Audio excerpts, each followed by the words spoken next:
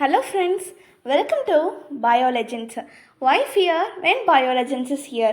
இன்னைக்கு நம்ம class 12 biology chapter number 6ல இருக்க the topic the search for genetic materialல ஃபெட்ரிக் கிரிஃபித்தோட டிரான்ஸ்ஃபார்மிங் பிரின்சிபல் எக்ஸ்பெரிமெண்ட் பற்றி இந்த வீடியோவில் டீட்டெயிலாக பார்க்க போகிறோம். யார் இந்த ஃபெட்ரிக் கிரிஃபித்? இவர் என்ன பண்ணி எந்த பிரின்சிபல் வந்து அதை டிரான்ஸ்ஃபார்ம் பண்ணுது அப்படின்றத கண்டுபிடிச்சாரா இல்லையா? இதெல்லாம் வந்து நம்ம இந்த வீடியோவில் டீட்டெயிலாக பார்க்கலாம். ஸோ வாங்க வீடியோக்குள்ளே போகலாம். ஃபஸ்ட்டு ஃபெட்ரிக் கிரிஃபித் அப்படின்றவர் 1928 மைஸ், அதாவது எலியையும் ஸ்ட்ரெப்டோகோக்கஸ் நியூமோனியே அப்படின்ற 2 சப்ஸ்டன்ஸை வச்சு அவர் கண்டுபிடிச்சது தான் இந்த ஜெனட்டிக் மெட்டீரியல். எதனால் இந்த டிரான்ஸ்ஃபார்மிங் ஆகுது அப்படின்றத அவர் தான் கண்டுபிடிச்சார்.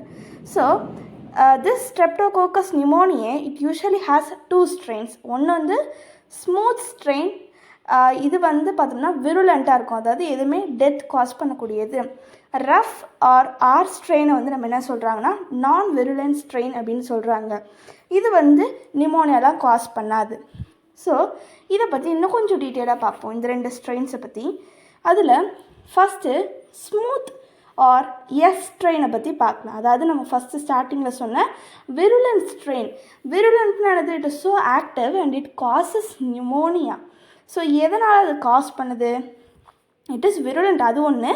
Because it has the polysaccharide mucus coat. அதை சுற்றி ஒரு பாலிசாக்கரைடு கோட் இருக்கிறதுனால தான் இது வந்து விருலண்ட்டாக இருக்குது. அதனால் இது நிமோனியா காஸ் பண்ணுது. அதனால் நம்ம எஸ்ட்ரெயினை வந்து இந்த மைஸ் கொடுத்தோம்னா அது நிமோனியா காஸ் பண்ணும். ஸோ செகண்ட் ஒன்று என்னது? Rough R R strain, right? So rough R R strain வந்து நமக்கு தெரியும் இட் இஸ் நான் விருலண்ட்டில் அது வந்து காஸ் பண்ணாது, அவ்வளோ வந்து ஆக்டிவாக இருந்து அந்த மைஸ்க்கு வந்து நிமோனியா வர அளவுக்கு இது வந்து ஆக்ட் ஆகாது. அதனால தான் இது நம்ம ரஃப் ஸ்ட்ரெயின் இல்லைனா நான் விருலண்ட் ஸ்ட்ரெயின் அப்படின்னு சொல்கிறோம். ஏன் அதோட முக்கியமான காரணம் அப்படின்னா it has no mucus coat. முன்னாடி பார்த்ததுக்கு மியூக்கஸ் கோட் இருந்துச்சு, but this rough R strain doesn't has any mucus coat. So it doesn't cause any pneumonia.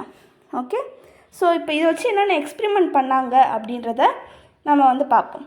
Okay, so let's see what are the experiments that Frederick Griffith did in the year 1928 while searching for the genetic material which usually transformed it. Okay, so first experiment என்ன பண்ணார் அப்படின்னா S strain எடுத்துக்கிட்டாரு which is விருலண்ட். அதை வந்து மைஸ்குள்ளே inject பண்ணாங்க. Inject பண்ணால் என்ன ஆகும்? மைஸை செத்து போச்சு, it died. Okay, so as it is virulent mice died. Second experiment என்ன பண்ணாங்க அப்படின்னா ஆர் ஸ்ட்ரெயின் எடுத்துக்கிட்டாங்க, தட் இஸ் நான் விருலண்ட். அப்போ நமக்கு என்ன ஆகும்? மைஸ் கூட அதை இன்ஜெக்ட் பண்ணுறாங்க. அப்போ ரிசல்ட் இஸ் மைஸ் வந்து அலைவாக இருக்குது, ஏன்னா இட் இஸ் நான் விருலண்ட்டாக. நெக்ஸ்ட் தேர்ட் எக்ஸ்பெரிமெண்ட் என்னென்னா எஸ் ஸ்ட்ரெயின் வந்து ஹீட் அதிகமாக கொடுத்து எஸ் ஸ்ட்ரெயினை கில் பண்ணிடுறாங்க. இப்போ மைஸ்குள்ளே இன்ஜெக்ட் பண்ணால் மைஸ் வந்து என்ன இருக்குது? உயிரோடவாக இருக்குது. ஏன்னா எஸ்ட்ரெயின் லைவ் ஆர்ஸ் எஸ்ட்ரெயினை ஹீட் பண்ணும்போது டெட் எஸ்ட்ரெயினாக மாறிடுது. அதனால் மைஸ் வந்து அலைவாக இருக்குது. அதுவே ஹீட் கில்டு எஸ்ட்ரெயினையும் லைவ் ஆர் ஸ்ட்ரெயினையும் வந்து இன்ஜெக்ட் பண்ணுறாங்க மைஸ்குள்ளே. அப்போ வந்து என்ன ஆகுதுன்னா மைஸ் வந்து செத்து போயிடுது, டை ஆகிடுது. ஓகேவா? ஏன் அப்படி ஆகுது? ஏதோ ஒரு பிரின்சிபல் இந்த லைவ் ஆர் ஸ்ட்ரெயினை எஸ்ட்ரெயினாக மாற்றிருக்கு. இப்போ ஃபெட்ரிக் கிரிஃபித் கொடுத்த கன்க்ளூஷன் அது என்னன்னு நம்ம பார்க்கலாம். So he concluded that some transforming principle which is transferred from heat killed estrine, அந்த ஹீட் கில்டு எஸ்ட்ரெயின் என்ன பண்ணியிருக்கு அப்படின்னா லைவ் ஆர் ஸ்ட்ரெயினை வந்து ட்ரான்ஸ்ஃபார்ம் பண்ணியிருக்கு. It enabled that R strain to synthesise smooth polysaccharide coat around it.